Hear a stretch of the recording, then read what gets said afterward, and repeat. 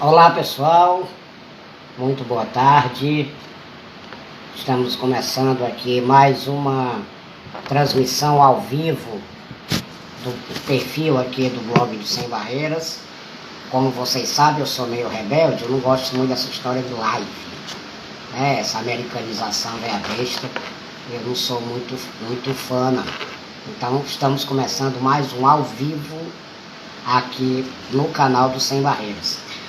Hoje nós vamos entrevistar a Fátima Braga, que é presidente da Associação Brasileira de Atrofia Muscular Espinhal.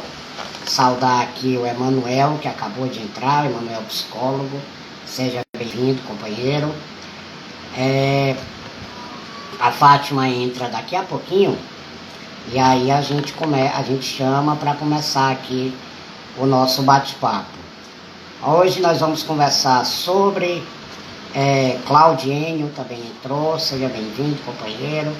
Boa tarde para você. A Célia também está entrando agora, seja bem-vinda também.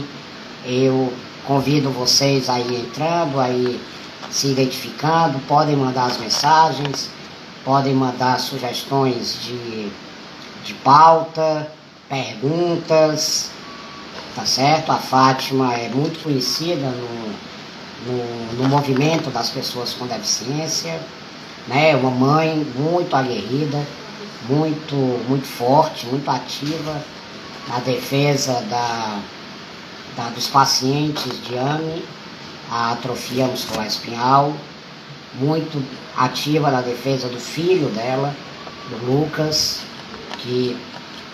que tem a atrofia. Então a gente vai conversar sobre isso com ela. Eu estou em contato com ela aqui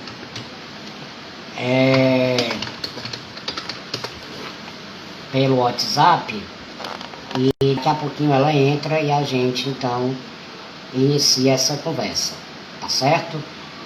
Antes dela entrar, pessoal, eu queria colocar aqui para vocês o seguinte: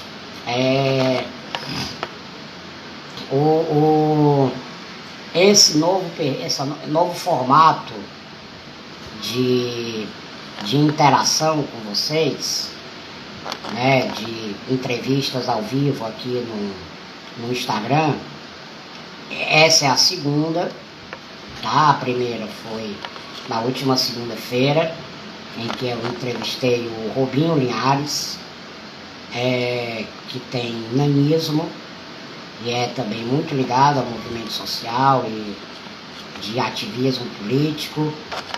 Hoje nós vamos conversar com a Fátima.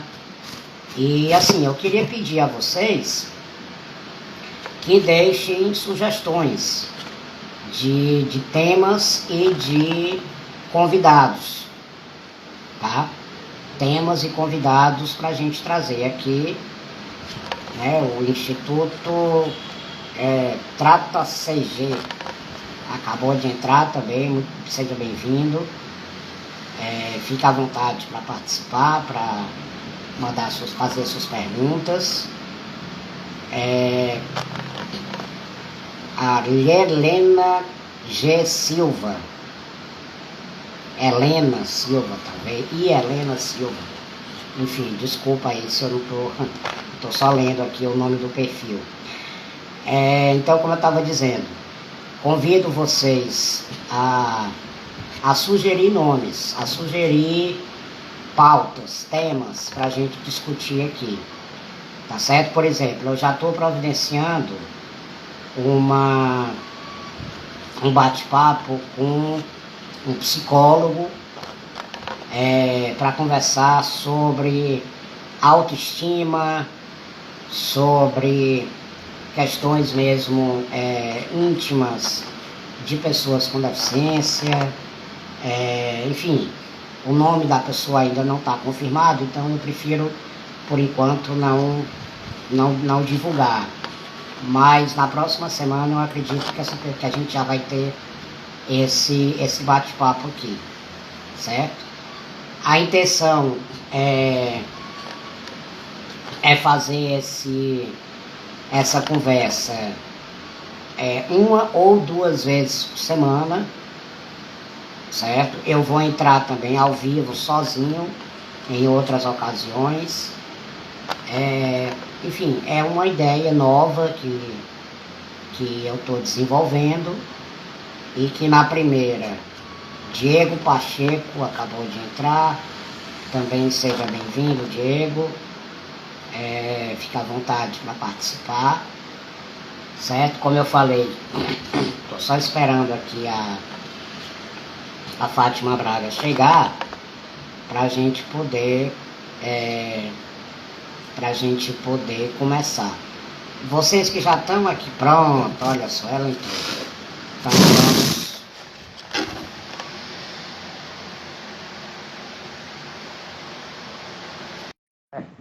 Kátia também chegou. Meus parabéns, seja bem-vinda, Kátia. E atenção, Fátima Braga. Olá, meu querido, tudo bom, Vitinho? Tudo bem? Como é que você está, querida?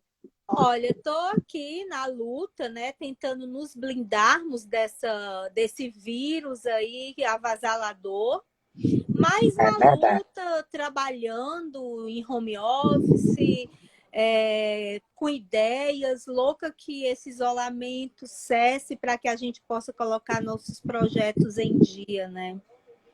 Pronto. Fátima, enquanto você estava chegando, eu estava aqui comentando com o pessoal que eu estou começando a desenvolver essa nova ideia de interação aqui pelo Instagram, né? Eu Aham. fazia, eu fazia esses vídeos para o YouTube, aí agora eu estou começando a fazer aqui no Instagram também, tá certo? E você é a minha segunda convidada, a Célia Regina tá aqui. Alô, querida Fátima. Peraí, parece que tá dando um probleminha na conexão da Fátima. Tá me ouvindo, Fátima? A Fátima deu um probleminha aqui na conexão dela. Deixa eu tentar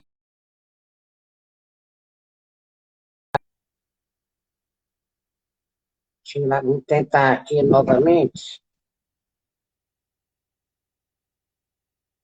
restabelecer aqui a conexão, para ver se resolve o problema. Problemas técnicos, Pronto, pronto. Acontece, com certeza, acontece. com certeza. Pronto, então, como eu estava dizendo, você é a minha segunda convidada, né? O Rubinho Linhares foi o primeiro, Uma você pessoa conhece. maravilhosa. Pronto. E agora você, e eu estou abrindo aqui para o pessoal dar sugestões de temas e outros convidados também. Então, se você também tiver alguma sugestão, por favor, fique à la vontade. Com certeza Tá tenho e certo? vou enviá-lo. Pronto. Fátima, é o seguinte, eu estava revendo, você me deu uma entrevista, você lembra lá para o Sem Barreiras, em 2015. Sim, Quer dizer, eu acho que você lembra, já faz tanto tempo. lembro, claro. Pronto. E lá, o menor elogio que me disseram a seu respeito foi: Fátima Braga é uma mãe rara que não encontramos todos os dias. Da hoje senadora Mara Gabrilli, lá de São Paulo. Sim. Né? Eu queria saber de você o seguinte: o que é que faz você ser uma mãe rara? Na Pergunta bem verdade, fácil, né? Vitinho, não é uma questão de ser uma mãe rara. Eu sou uma mãe como muitas outras que nós temos espalhadas por esse Brasilzão, esse país continental imenso. Mas a diferença é que dentro do meu papel de mãe, eu tenho desafios diários, desafios esses eu tenho dois filhos, né? A minha filha mais velha, a Mimi, casada, eu já sou avó, e tenho um filho hoje com 18 anos, o Lucas, que nasceu com uma doença genética chamada atrofia muscular espinhal tipo 1, que é a forma mais grave da doença. Então, esses desafios diários de manter meu filho bem, de entender sobre tudo relacionado à doença, sobre como cuidar melhor, são desafios imensos. Então, eu acho que, na verdade, o diferencial é o aumento da responsabilidade como mãe. Certo. Fátima, vamos lá, como a gente colocou no tema dessa entrevista, a gente vai falar sobre a atrofia, né? Eu queria depois que você desse uma aprofundada um pouco maior sobre o que é a atrofia muscular espinhal, porque eu acredito que não seja uma das doenças mais conhecidas da Sim, sociedade, né? Infelizmente, uma doença rara costuma ser também uma doença pouco conhecida. Mas a gente vai falar também de maternidade e de adoção. É sim, isso? Você me disse que é uma pessoa envolvida nesses dois movimentos, de maternidade e de adoção. O Lucas é adotado, é sim, isso? sim. Então, eu queria, assim, o que é que você pode... Por exemplo, quando você o adotou, você já tinha o diagnóstico da AME ou não? Não, na verdade, o Lucas chegou para mim de uma forma inusitada. Eu sempre falo, Uhum, foram anjos que o trouxeram para minha vida, com 24 uhum, horas de nascido. Eu, na verdade, naquele momento, até então, eu nunca tinha escutado falar ou citar sobre atrofia muscular espinhal. A minha filha, na época, já estava com 15 anos e o Lucas chegou em um momento que eu realmente queria muito, né, ser mãe novamente, ter um outro filho. Eu sempre falo que, como filha única, eu não queria ter só uma filha, eu queria uma família grande. uhum. E graças a Deus eu tenho 2 filhos. Então, quando o Lucas chegou, depois do susto, foi mais um susto positivo que eu quero falar, né? Não, claro. Foi, foi querer colocar ele no meu colo, foi dar amor, foi agradecer a Deus aquele presente. E em momento nenhum eu notei algo de diferente no meu filho na primeira semana de vida. Com 8 dias que ele tinha chegado na minha vida, eu levei uma consulta com a pediatra dele. Ela também não notou absolutamente nada. E o Lucas, até os 2 meses, era um bebê normal. Eu tinha os cuidados que qualquer recém-nascido precisa. Só que Uhum. muito presente, muito perto, era naquele momento o Lucas veio como um grande presente, não só para mim, mas para toda a família, né? Para a irmã. E com menos de 3 meses foi que ele começou alguns engasgos, ele começou a ter dificuldade de se alimentar, ficar com o pescocinho muito mole. Levei-o novamente a pediatra, né? Ele já tinha ido, eu acho que umas 3, 4 vezes já, e ela também não notou nada de diferente. Eu, eu, Certo. eu a abordei e perguntei, doutora, eu acho meu filho muito molinho, ele é tão diferente da minha filha. Nessa época, minha filha já conseguia segurar a cabeça e tudo, e ela não, deve ser atraso de desenvolvimento. E esse diagnóstico dela eu levei até o dia em que meu filho broncoaspirou, ele foi se alimentar e a comida foi para o pulmão. Ele deu entrada no hospital aqui de Fortaleza grave e que naquele momento em diante a vida dele começava a percorrer um outro caminho. Esses sintomas que você falou, engasgo, hipotonia, não é isso? Sim, Molinho e molinho. tudo mais. São sintomas comuns da AME ou é o tipo 1 dele que dá esses sintomas? Olha, no tipo 1, a criança realmente é mais hipotônica. No tipo Uhum, 2, na fase de engatinhar, é que a família nota que a criança ela não consegue engatinhar. Então, consegue haver que tem alguma coisa diferente. Mas no tipo 1, uhum, eu sempre costumo falar de uma forma bem comum é que é como se fosse um bonequinho de pano.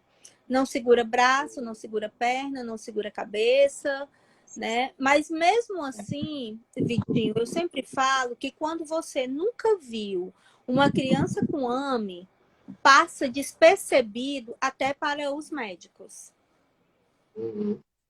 né? É raro até para os médicos. É muito. Até hoje, a gente, apesar com toda a evolução que nós conquistamos, mas até hoje ainda existe diagnósticos tardios. E a doença ela é Uhum. progressiva. Então, quando o médico vai fechar um diagnóstico, essa criança já está com os sintomas da doença. Eu sei. Fátima, quais são as origens, quais são, no caso, ó, o Rubinho, a gente falou nele, acabou de entrar aqui. Ai, adoro, Parabéns, Rubinho. Fátima, sou teu fã. Vou atrás para onde você foi, te aplaudi de pé. Obrigada, meu amor. Escute, a AME, existe já uma causa definida, uma razão da pessoa nascer com a AME, ou isso ainda não é conhecido da ciência? Sim, o pai e a mãe carregam o gene, mas eles Uhum. portam o gene, mas não desenvolveram a doença. Então, o pai e a mãe têm que ter o gene para algum filho nascer. Tem família que tem até 3 filhos, outros 2, outros tiveram 4 filhos, mas só um nasceu com a doença. Então, Uhum. a, a atrofia muscular espinhal, né? Ela é uma doença genética, é a segunda desordem genética que mais mata crianças até os 2 anos, só perdendo para a fibrose cística, né? E hoje uma luta que nós estamos iniciando é a questão da triagem neonatal, né? Para colocar a atrofia muscular espinhal no teste do pezinho. Certo. Estava, de novo, retornando aqui àquela nossa matéria, Hum, e estava aqui dizendo que em 2014 vocês conseguiram que o Ministério da Saúde assinasse a portaria 190, não é isso. isso? Que criava a Política Nacional de Atenção Integral às Pessoas com Doenças Raras no SUS. Essa portaria ainda tá vigindo? É, ela ainda existe? Olha, Vitinho, a portaria foi uma luta de várias associações pelo Brasil. Em janeiro de 2014, ela foi assinada, até então pelo ministro Padilha, que era o ministro da Saúde. Mas a portaria, até hoje, para mim, ela é como uma fake news. Ela não foi efetivada da forma como deveria. Então, ela está aquém, ela está deficitária para com as pessoas com doenças raras do Brasil. Tá. E a questão, eu me lembro agora mais recentemente, da campanha da Abramo em relação ao medicamento Spiranza, Isso. né? Que você, ó, uma moça aqui chamada Mimi Rebouças acabou de entrar. Você sabe, já ouviu falar desse nome, não? Beijo, filha. Te amo. É, eu vi, como eu estava dizendo, eu vi a luta da Abramo em relação ao medicamento Spiranza para ser liberado pelo SUS, o seu medicamento muito caro, né? Como é que está esse processo e se essa luta que vocês travaram é uma consequência exatamente dessa portaria ser uma fake news que você falou? A Tem portaria, relação uma coisa com a a outra? portaria 199, a portaria ela veio, é, 190, não? é 199. É 199? Tá, É, desculpa. ela veio como se tivesse a barriga maior do que os olhos. Por quê? Sim. Ela colocou 8.000 doenças envolvidas nessa portaria, sabendo que o nosso Sistema Único de Saúde não tinha condições de dar assistência a 8.000 doenças raras. Uhum. E aí, o que acontece? de uma certa forma, a atrofia muscular espinhal, ela não teve benefício algum, porque não tem políticas públicas voltadas, direcionadas para determinadas doenças. E aí, quando foi em 2017, nos Estados Unidos, foi registrado o medicamento Spinraza.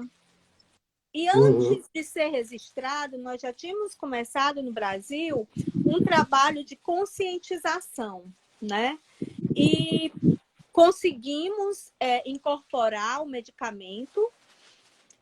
Hoje ele faz parte da lista do SUS, mas não foi um trabalho fácil, foi um trabalho bem difícil e que continua sendo bem difícil. Por quê?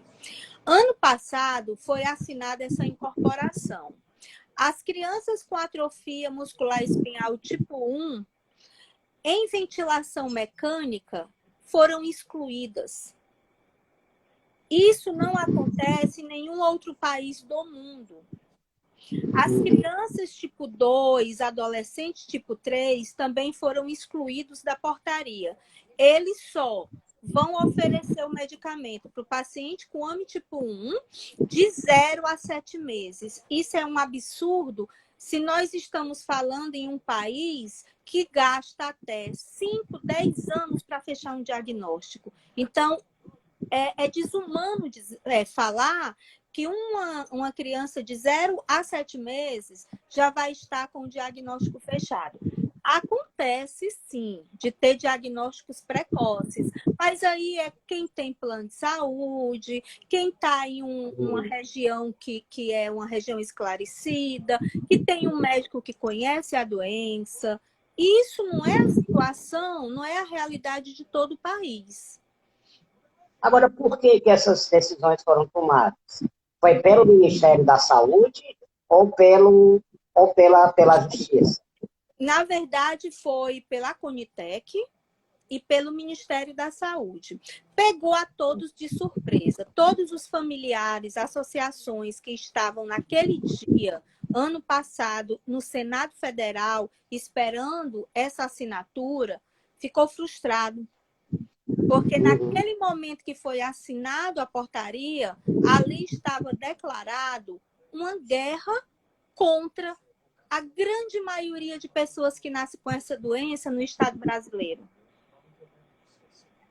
E o que é que vocês entraram no Supremo, não foi, para conseguir essa liberação do medicamento? Como é que está sendo o acompanhamento lá no Supremo?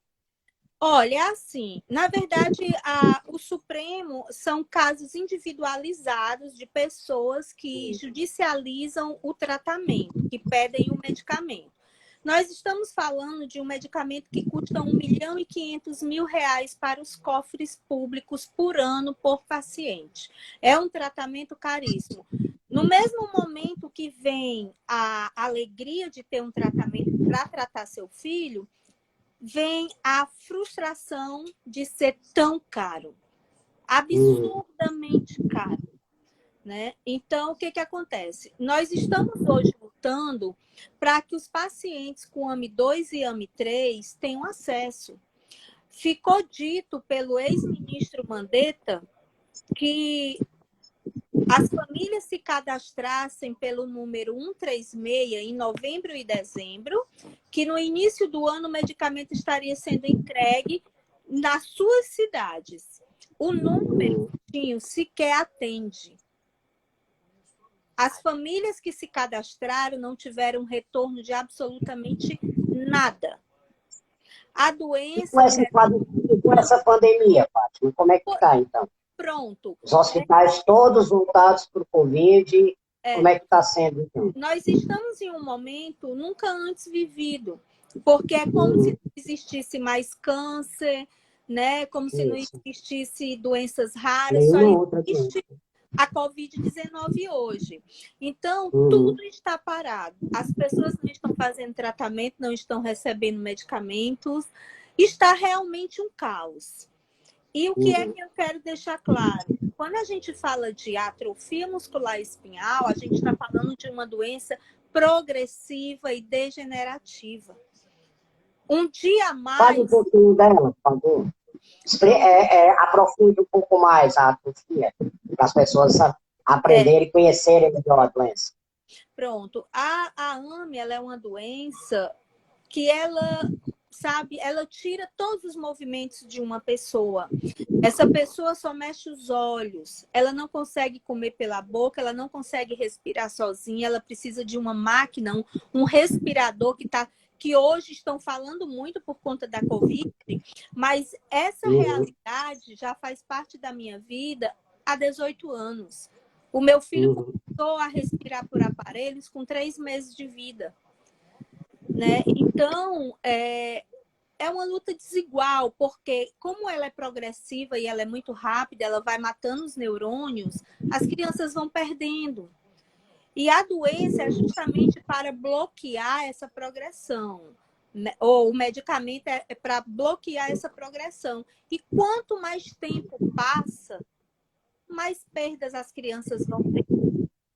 Então, o que nós queríamos era que fosse tratamento com Spinraza para todos os AMEs, como é em todos os países do mundo. Todos os países sérios do mundo. Sérios do mundo. Todos os países que realmente tem alguém competente à frente e que valorizam a vida humana. Infelizmente... Fátima, Oi. Você tem ideia de quantos pacientes hoje tem AME no Brasil?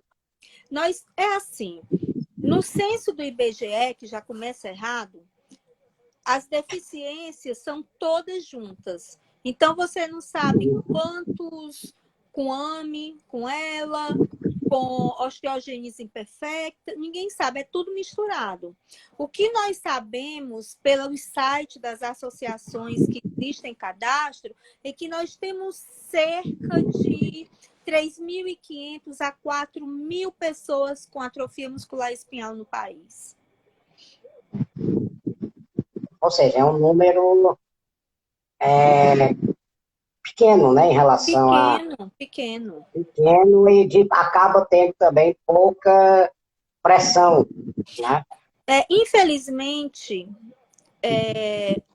a vontade política é muito pouca para a AME, porque na hora de votar, são poucos pacientes, são poucos familiares. Agora, se fosse uma doença que tivesse 200.000 pessoas, 100.000, 50.000, aí sim, iam olhar para essa comunidade com um olhar diferente, infelizmente. O Lucas já tomou alguma dose de Spinraza? Pronto, nós estamos numa disputa política, ou numa disputa judicial há 2 anos. Doutor Alexandre Costa, que por sinal está na live. Boa tarde, doutor Alexandre, que é o presidente da Comissão das Pessoas com Doenças Raras, dos Direitos das Pessoas com Doenças Raras no estado de Ceará. Foi uma ação muito cansativa, sabe, Vitinho? Desde o começo, foi tudo muito difícil, mas graças a Deus, assim, está para sair o medicamento do Lucas de Brasília para Fortaleza. Só está esperando o Ministério despachar. Mas por conta de tudo isso, né, por conta dessa pandemia, está tudo parado. Então, assim... E que nem ministro tem, né? Oi? E que nem ministro tem, né? Que nem ministro tem. Tá um caos mesmo, um absurdo, né? Então o Lucas ainda não tomou, mas assim, eu fico muito feliz porque dezenas de outras crianças e adultos no nosso estado já estão fazendo o tratamento. Fátima, e qual é a resposta que esses pacientes têm ao remédio? Já dá para ter uma noção dessa resposta? Dá. O medicamento, eu vou falar de forma ampla mundial. Em um país sério, onde se faz triagem neonatal, se faz o teste do pezinho, que existe a AME, como nos Estados Unidos, quando essa criança com 10 dias de vida é diagnosticada com a doença e ela começa a tomar imediatamente, que é uma injeçãozinha na medula 6 vezes durante o ano, essa criança anda, come pela boca, respira sozinha, tem uma vida normal. Então, quanto mais cedo os pacientes tiverem acesso a esse medicamento, mais chance de ter uma vida quase normal, dentro de toda normalidade. Agora, no nosso país, infelizmente, a grande maioria das crianças já tomam tarde. Mas, assim, se tiver neurônios funcionando, esses neurônios começam a reagir. Por exemplo, o meu filho, ele tem expressão do sorriso no cantinho da boca, ele mexe o ombro, ele mexe os dedinhos do pé, da mão, mexe uma partezinha da coxa. E com esse medicamento, esses movimentos vão melhorar dia após dia.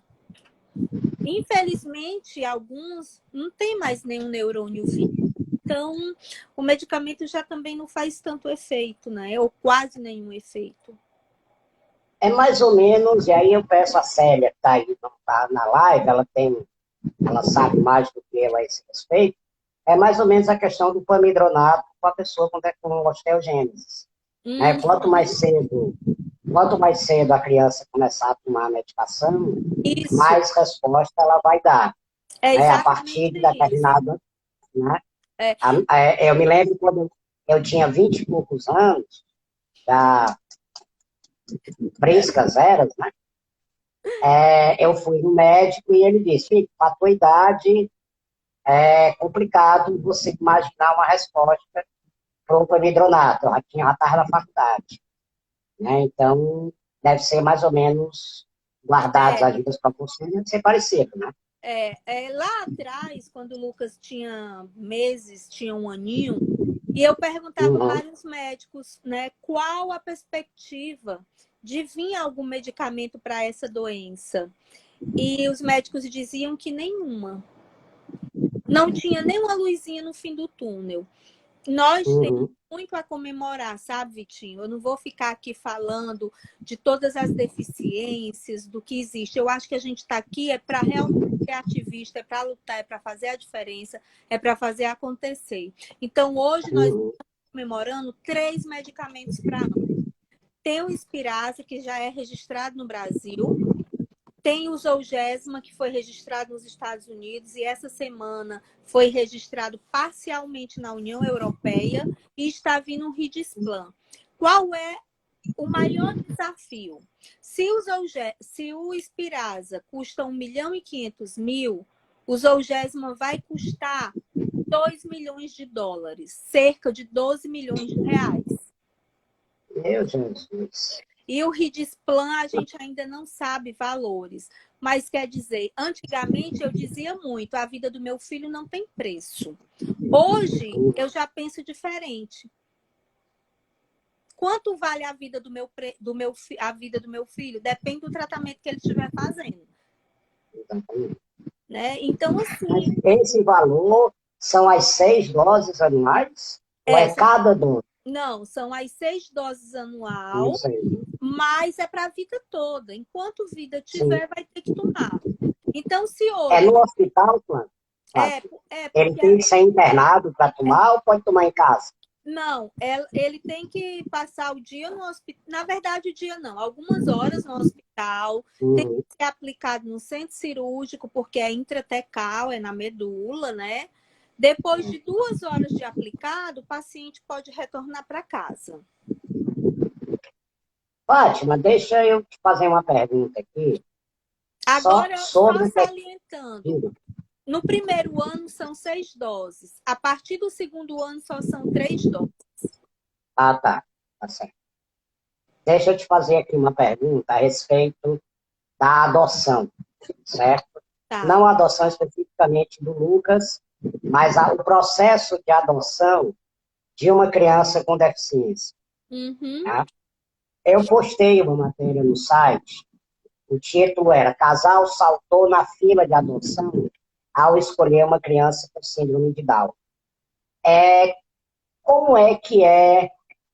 Você tem ideia da dificuldade que é a adoção de crianças com deficiência aqui no Brasil?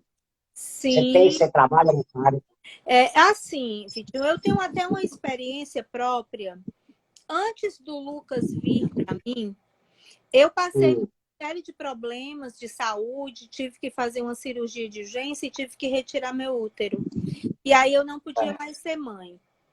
Eu entrei, me cadastrei, tudo direitinho, na lista de espera para adotar uma criança.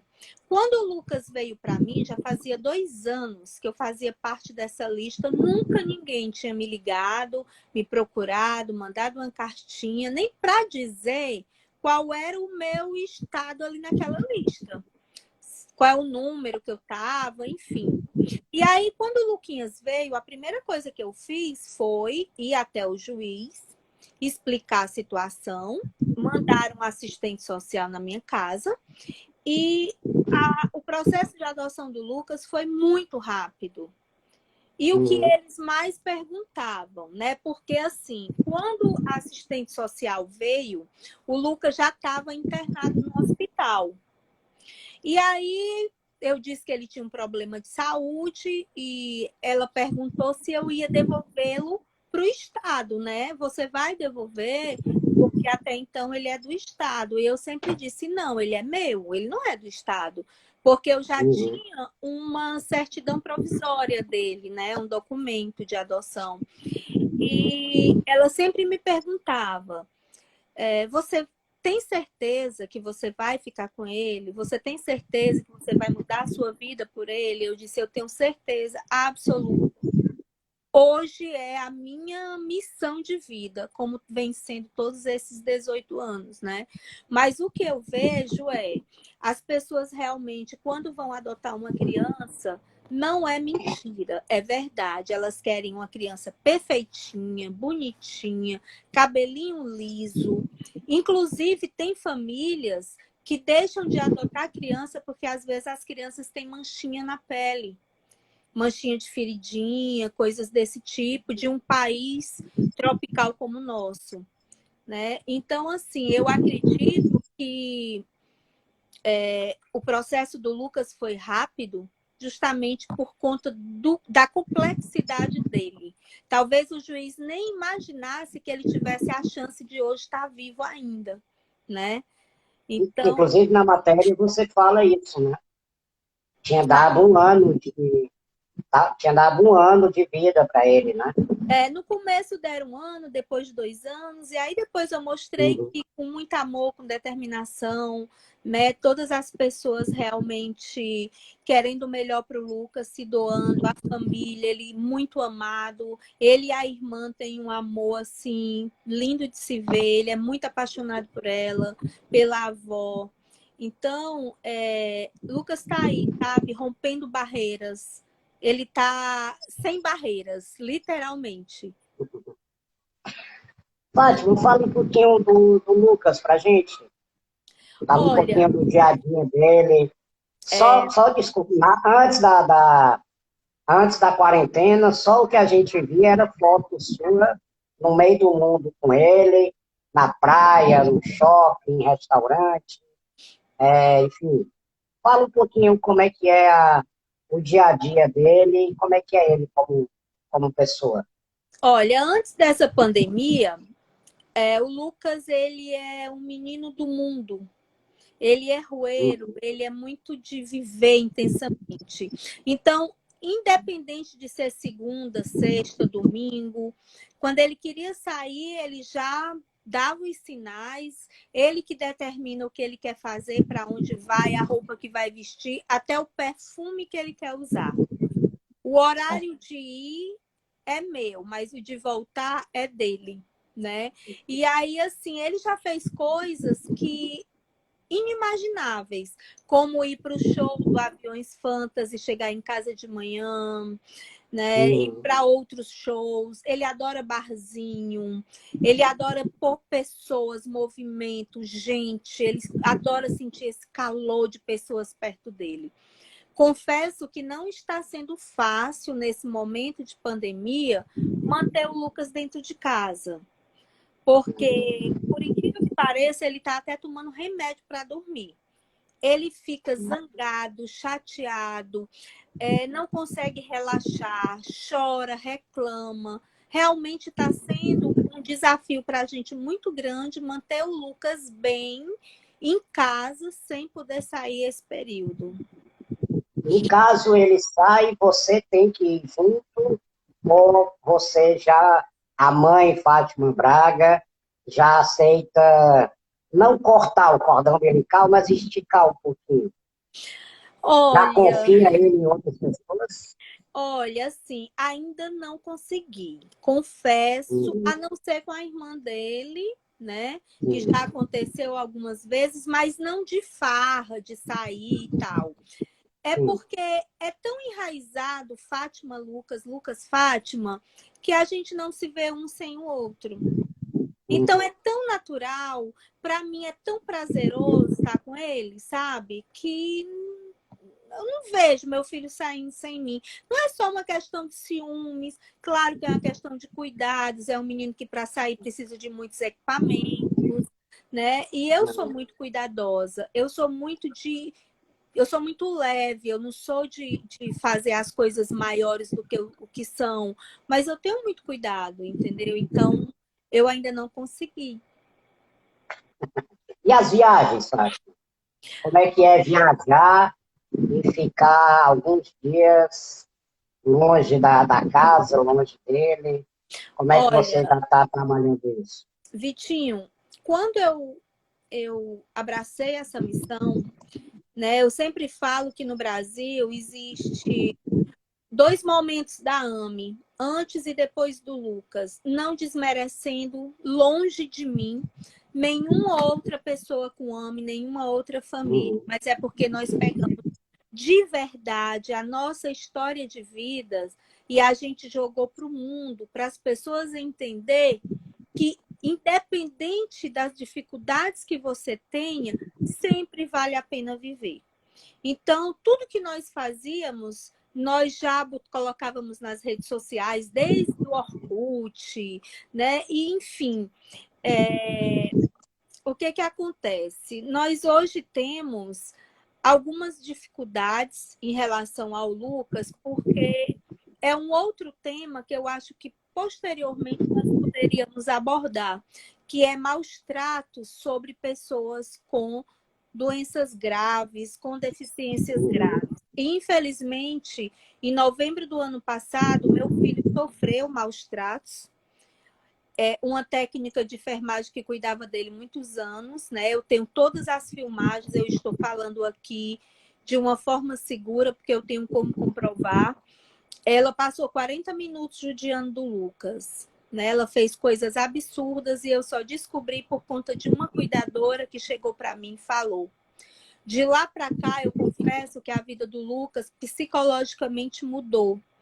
Ele hoje tem mais medo de algumas coisas, ele faz terapia 2 vezes por semana, agora que ele está conseguindo relaxar mais, mas assim, a vida das pessoas com doenças graves, Vitinho, principalmente de quem não consegue verbalizar, colocar para fora o mundo, o seu mundo interior é muito difícil, né? Em uma época que, infelizmente, a grande maioria das pessoas que trabalham na área da saúde trabalham pelo dinheiro e não por amor. uhum. Fátima, como é que é a comunicação com o Lucas? Na época você me falou de um programa, acho que era o PCI, não é isso? O Toby, isso. O TOB PCI, não é isso? Como É, é que é? Ele ainda usa esse programa? Como é que é a ele, comunicação com ele? ele usa, sabe, Vitinho, assim, parou mais, porque realmente, como eu lhe falei, a vida do Lucas deu uma parada depois desses maus tratos. Mas, assim, até Uhum, o ano passado, o Lucas conseguia verbalizar muitas coisas. Hoje ele já não fala mais, né? Desde quando aconteceu o que aconteceu com ele, eu não sei, o choque, a questão psicológica, ele não fala. E o Toby, a gente está reiniciando com outro projeto, que é um projeto mais avançado, para que ele possa realmente se tornar mais independente, para que ele possa se uhum, comunicar com as pessoas, com o mundo, colocar para fora o que ele está sentindo, o que ele quer, sentimentos, desejos, vontades. uhum. E, Fátima, como é que é, agora que você me desse a tua visão, da cidade de Fortaleza para o Lucas. Tipo, as dificuldades que você enfrenta com cadeira de rodas, com, assim, com os olhares das pessoas. Né? Eu, por exemplo, eu sofro isso cada vez que eu saio de casa. Uma cadeira de rodas é uma coisa quase como um extraterrestre. É. E eu imagino que com o Lucas seja até um pouco mais grave por conta da toda os equipamentos respiratórios e tudo mais que ele É. tenha, né? Como é que Quando é nós essa questão com você? Olha, eu já sofri muito com preconceito, com olhares estranhos. Eu já Uhum, fiz barracos. Aí eu resolvi esclarecer a população o que era que meu filho tinha. Então eu comecei a levar os folders sobre a doença, né? Para que as pessoas entendessem que ele tinha uma doença genética, que ele tinha um cognitivo normal, que antes, né, ele era uma criança como qualquer outra criança. E assim, nós sempre fomos muito acolhidos em todos os locais que a gente anda. Eu até brinco uhum, que o Largo do Micharia, na praia de Iracema, eu sempre digo que o Lucas é sócio, porque ele começou a andar lá com 5 anos de idade, 6 anos, e até hoje o Lucas vai para o Largo do Micharia, porque ele é boêmio.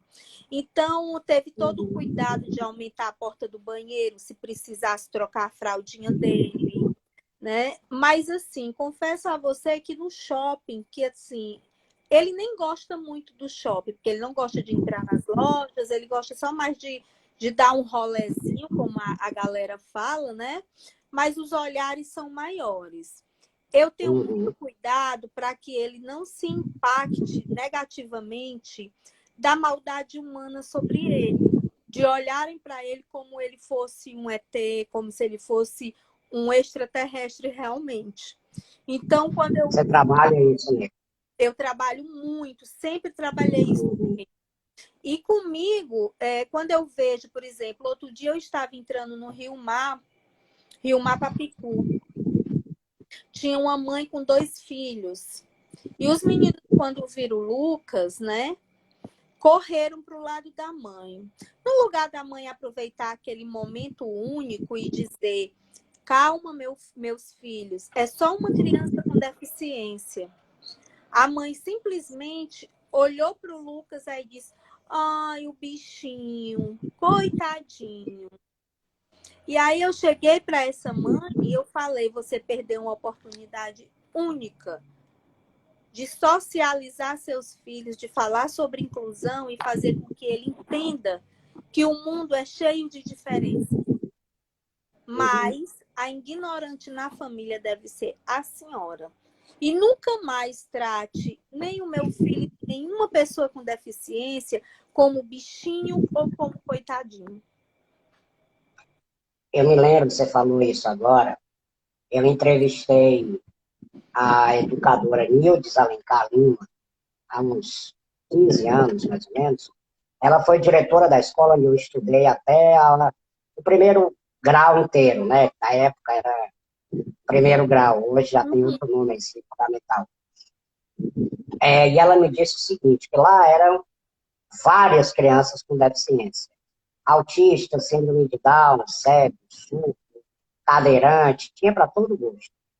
E eu perguntei a ela como era essa relação da escola com as crianças e das crianças com as crianças com deficiência. E ela disse, olha, criança não tem preconceito. O preconceito é dos adultos. Com Se certeza, eu você concordo. vê, se você vê uma criança com deficiência, com preconceito, pode ir atrás que ela aprendeu em casa. Nós Porque, já Nós né? fiz, Não. eu e o Lucas, a gente dá muitas palestras em escolas e Uhum, universidades. Qual é o nosso intuito, além de divulgar a doença? A gente fala, além da atrofia muscular espinhal, a gente fala muito na distrofia muscular de Duchenne, que é uma outra doença genética neuromuscular, e que antigamente, hoje nós já temos uma outra associação aqui, mas antes não tinha. Então, eu acolhia todas essas famílias, né? E nós fomos dar uma palestra no Antares, no Colégio Antares. uhum. até hoje me dá um orgulho tão grande de ver a imagem, as fotos daquele dia, do carinho, da atenção das crianças para com o Lucas. Não tinha diferenças, né? Ela dizia, para a criança com deficiência é mais um coleguinha para brincar. É, Interessante. a minha neta Valentina, ela é uma criança diferente de todas. Desde Uhum. bebê, quando ela entrava no quarto do Lucas, ela queria brincar com máquina de tosse, com respirador, com ambu. Então, desde cedo, ela foi familiarizada com essa situação, com essas diferenças. Então, independente do Lucas ou de qualquer outra criança com deficiência, nossa, ela quer botar no colo, ela quer ajudar, ela quer fazer carinho, chega até um pouco a sufocar de tanto amor que ela tem. Você percebe que criança ou adulto que tem uma pessoa com deficiência na família tem essa diferença de visão, quer dizer, em relação à deficiência? Olha, quando essa família, né, independente de adulto ou não, aceita de verdade a doença, isso aí é tranquilo, é com o de casa, é com Uhum. o da rua. Mas quando não tem aceitação dentro de casa, na rua, essa pessoa é um monstrinho. Ela ignora, ela tem preconceito, mesmo tendo uma pessoa com deficiência. Uhum. Essa aceitação é de Fátima, dentro para fora, né? e o que é que você acha que... essa pergunta eu fiz ao Rubinho e eu vou fazer para ti agora. Eu citei a Mara Gabrilli no início da entrevista, aquela declaração que ela me deu sobre você.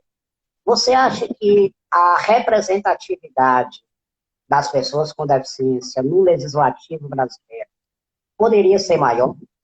Eu acredito Deveria ser maior? deveria sim ser maior. Deveríamos ter mais pessoas com deficiências envolvidas na política, que realmente levantasse a bandeira, né, dos Uhum. PCDs, das doenças raras, que realmente tentasse mudar esse mundo tão desigual, absurdamente desigual, principalmente quando se fala em doenças raras, em doenças graves. Né? Então, assim, Uhum. a Mara Gabrilli, eu admiro a força, a determinação, a pessoa que ela sempre foi e se tornou melhor, mais forte. Ela faz, sim, um trabalho bacana. Eu acho que aqui é a política, eu não vou falar de partido A, de B, de C, independente do partido que ela faça parte, ela, enquanto deputada, vereadora, deputada estadual, federal e hoje senadora, para mim, ela é um exemplo de superação. É só você olhar o site dela, inúmeros projetos que ela já colocou para frente. Aí vem o que você acabou de falar. Ela é só uma em meio a tantos desafios que existem no nosso país. Então, se Uhum. existisse mais Maras Gabriles, outra coisa que eu acho longe de mim, eu não tenho aptidão nenhuma com política, eu sou muito transparente e assim, eu acho que eu não tenho paciência para essas coisas. Mas imagine uma mãe, né, entrando na política dentro de todo o expertise que ela pegou, cuidando do filho, da filha. Ela sabe, ela sente na pele a dor, as dificuldades, o que é que falta. Eu acho que seria maravilhoso uma pessoa com AME. Nós temos aqui no estado do Ceará um rapaz, na cidade de Milagres, que ele é vereador e ele tem AME tipo 3. Isso é Uhum. maravilhoso. Agora, eu não sei se na cidade dele ele está fazendo alguma coisa, mas que seria um trampolim para poder melhorar a vida das pessoas com deficiência por esse Brasilzão de meu Deus. Ah, isso seria. Com certeza. Fátima, e como é que é o atendimento da AME no interior do estado? Você tem contato com o pessoal de lá? Na verdade, tenho sim. Nós temos hoje um país, não é só de hoje, já vem há bastante tempo, mas de 2018 para cá, é como se a saúde fosse saindo pelos dedos, sabe? É como se a vida humana fosse banalizada, deixasse de ter valor. Então, você imagina uma pessoa lá no interior de Sobral, onde nós temos o Hospital Regional, temos a Santa Casa, que são hospitais referências, né? E aí as pessoas morrem por doenças bobas, como diabetes, mas assim, Fátima, mas tem diabetes grave, tudo bem. Mas se for tratada no início, de forma precoce, a pessoa não tem muitas sequelas nem muitos sintomas. Aí Dengue, você... né? Hã? Dengue, tá voltando, dengue. Dengue. Criança Dengue, né? morrendo por conta de diarreia. E aí Uhum. você imagina AME. Então, como é um trabalho de uma ativista da causa, a gente passa a conhecer todos os municípios, todas as cidades do teu estado. Você começa a ter que conhecer político de um lado, político de outro, porque vira e mexe, Vitinho. Tem uma criança em Sobral precisando vir para cá. Temos uma mãe que eu tiro assim o chapéu para ela, a Nayara, mãe do Gabriel, que mora em Quixadá. Ela é a única mãe na cidade que tem um filho com AME tipo 1. Detalhe, a cidade não tem UTI. Na hora que o menino agrava, tem que vir imediatamente para Fortaleza. Essa mãe é mais do que uma mãe, ela é uma médica, ela é uma físio, ela é tudo. Então, assim, a força dessa maternidade abençoada, que eu, assim, se 1000 vidas eu tivesse, 1000 vidas eu queria ser mulher de novo, né? É maravilhoso. Na verdade, eu sempre falo que as pessoas têm um filho, e eu falo por mim e por todas as outras mães que têm filhos com doenças graves. O filho nasce, aí você, né, espera. É a fase de engatinhar, começar a querer falar, ficar em pé, começa aquele período de ir para a escola. No nosso caso, não é assim.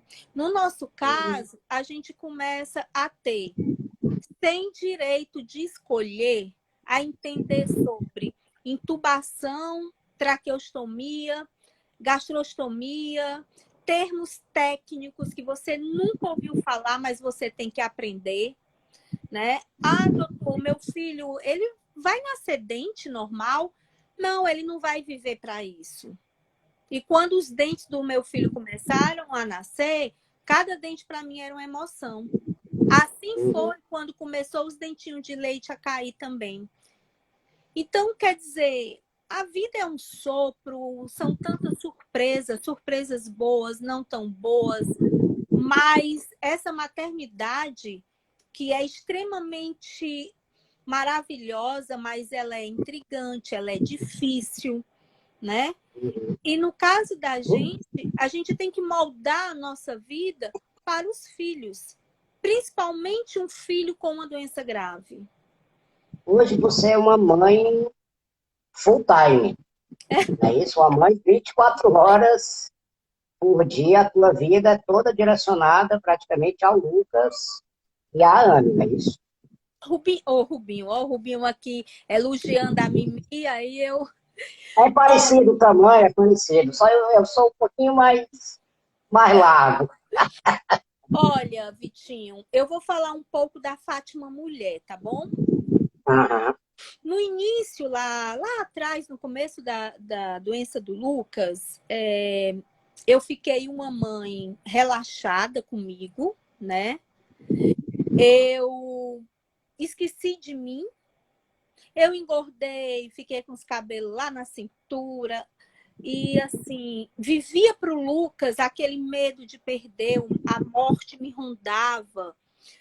E eu acabei adquirindo hipertensão, adquirindo outras doenças, fiquei com depressão.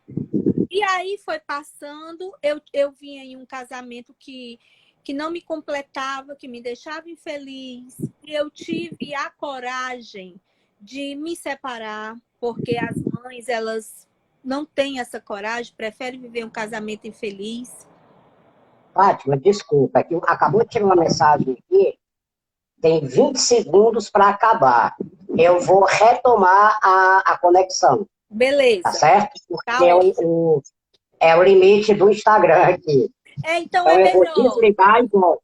Tá E bom, meu volto. querido. Tá bom. Até mais.